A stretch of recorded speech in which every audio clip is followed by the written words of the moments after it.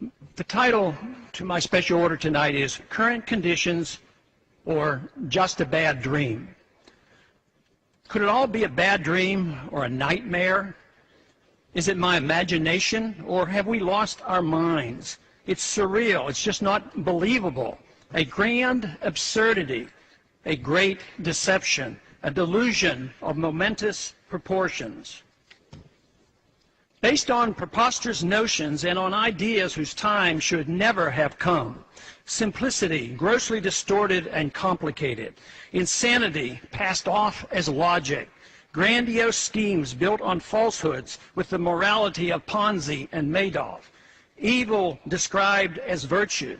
Ignorance pawned off as wisdom. Destruction and impoverishment in the name of humanitarianism.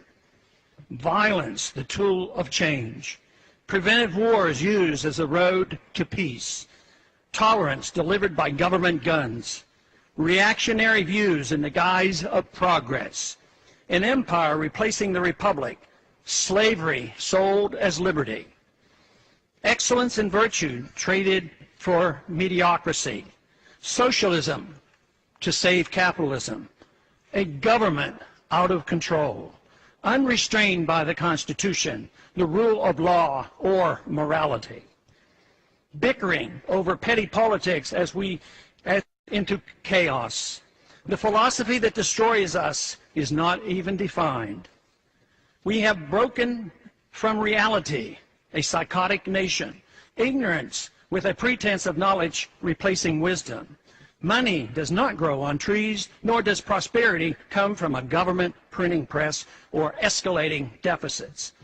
We're now in the midst of unlimited spending of the people's money, exorbitant taxation, deficits of trillions of dollars spent on a failed welfare warfare system, an epidemic of cronyism, unlimited supplies of paper money equated with wealth, a central bank that deliberately destroys the value of the currency in secrecy, without restraint, without nary a whimper.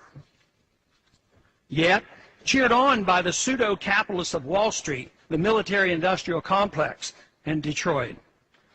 We police our world empire with troops on 700 bases and in 130 countries around the world.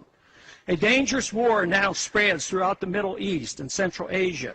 Thousands of innocent people being killed as we become known as the torturers of the 21st century. We assume that by keeping the already known torture pictures from the public's eye, we will be remembered only as a generous and good people. If our enemies want to attack us only because we are free and rich, proof of torture would be irrelevant. The sad part of all this is that we have forgotten what made America great, good, and prosperous. We need to quickly refresh our memories and once again reinvigorate our love, understanding, and confidence in liberty. The status quo cannot be maintained considering the current conditions. Violence and lost liberty will result without some revolutionary thinking. We must escape from the madness of crowds now gathering. The good news is the reversal is achievable through peaceful and intellectual means, and fortunately, the number of those who care are growing exponentially. Of course, it could all be a bad dream, a nightmare, and that I'm seriously mistaken, overreacting, and that my worries are unfounded. I hope so, but just in case, we ought to prepare ourselves for revolutionary changes in the not-too-distant future. I yield back the balance of my time.